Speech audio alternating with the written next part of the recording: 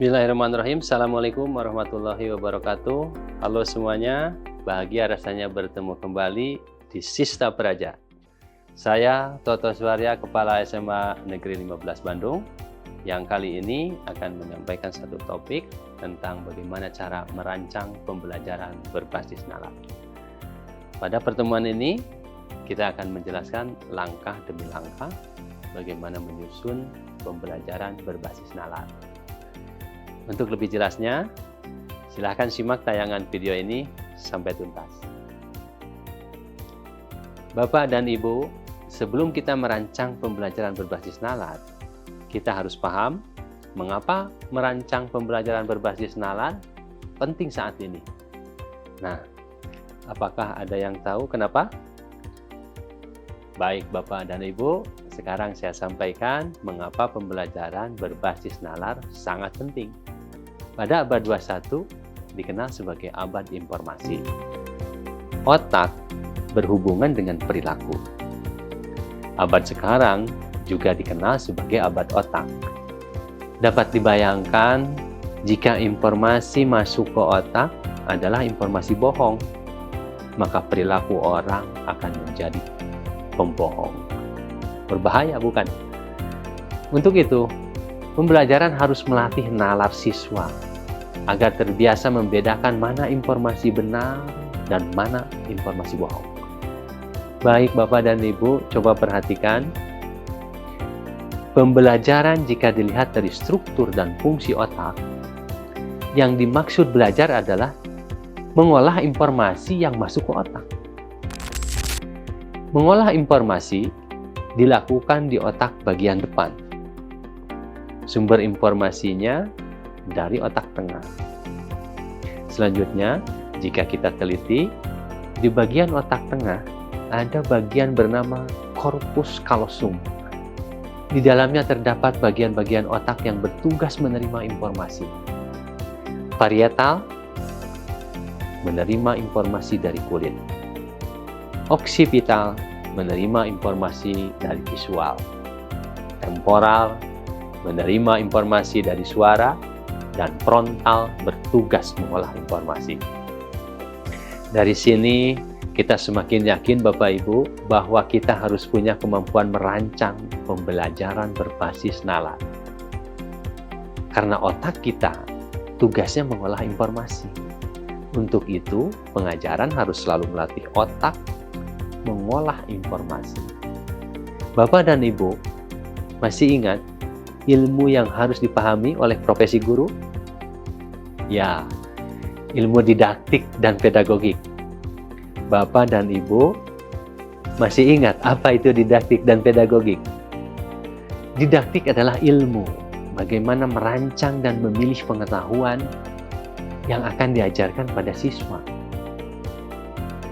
Pengetahuan yang akan diajarkan pada siswa harus melatih keterampilan dan sikap, serta bermanfaat bagi siswa.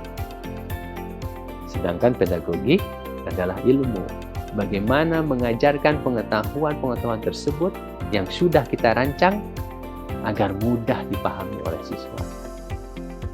Bapak dan Ibu, dalam merancang materi pembelajaran berbasis nalar, ada hal penting yang harus diperhatikan. 1. Ilmu yang diajarkan harus bermanfaat langsung bagi kehidupan anak-anak. Yang kedua, ilmu yang diajarkan dapat membantu siswa dalam menyelesaikan masalah yang sedang dihadapi. Yang ketiga, ilmu yang diajarkan dapat membentuk karakter dan mendorong siswa jadi pembelajar sepanjang hayat. Nah, disinilah sebenarnya tugas Bapak dan Ibu sebagai inovator dan inspirator bagi siswa. Bapak dan Ibu sekalian, berikut adalah langkah-langkah dalam merancang pembelajaran berbasis nalar. 1. Tentukan tujuan. Tentukan tujuan pembelajaran ditafsir dari CP atau KD. 2. Identifikasi masalah apa yang sedang dihadapi siswa. 3. Seleksi materi merujuk pada jurnal, buku, data statistik, atau media informasi terpercaya. 4. Desain dan sajikan materi dalam bentuk narasi data atau fakta agar siswa dilatih memilah, menginterpretasi, dan integrasi data atau fakta. 5. Susun soal evaluasi yang isinya tidak menguji ingatan, tapi mengolah data dari narasi yang telah disajikan. Demikian Bapak dan Ibu, langkah-langkah sederhana dalam merancang pembelajaran berbasis nalar. Semoga bisa mempermudah Bapak dan Ibu dalam melakukannya. Nah, Bapak dan Ibu, sekarang saya kasih contoh materi pelajaran berbasis nalar. Materi di samping saya temukan ketika membaca sebuah buku tentang otak. Isinya menceritakan proses dan hasil penelitian tentang pengendalian diri dari Goleman, ahli kecerdasan emosi.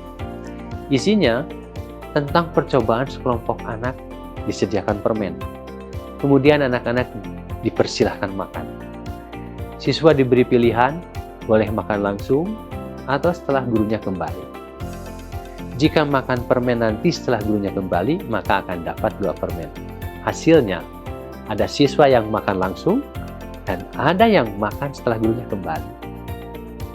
14 tahun kemudian, anak yang menunggu gurunya datang makan permen dapat skor tertinggi dalam ujian masuk perguruan tinggi. Saya memutuskan untuk memilih tema ini jadi materi ajar, mengingat pengendalian diri menjadi kompetensi emosional yang sangat penting dimiliki oleh siswa. Nah, Bapak Ibu, dari sajian materi tersebut, saya sudah membayangkan rancangan soal evaluasi seperti apa yang tidak menguji ingatan, tapi menguji pengolahan data. Berikut contoh soal evaluasi yang saya rancang, agar siswa mengolah informasi yang ada di bacaan. Karakter apakah yang dimiliki anak yang makan permen setelah gurunya datang? Pertanyaan ini meminta siswa untuk menginterpretasi fakta yang mereka baca di materi. Soal berikutnya, siswa diminta untuk melakukan analisis data dengan memilih pernyataan yang benar pada pernyataan yang telah disajikan. Nah, karakteristik soal-soal tadi tidak menguji daya ingat, tapi menguji kemampuan memilah dan menginterpretasi data bersumber pada data yang valid. Bapak dan Ibu, sajian ini hanya sebagian kecil dari inovasi yang saya lakukan. Selanjutnya, Bapak dan Ibu bisa mengembangkan pada mata pelajaran masing-masing.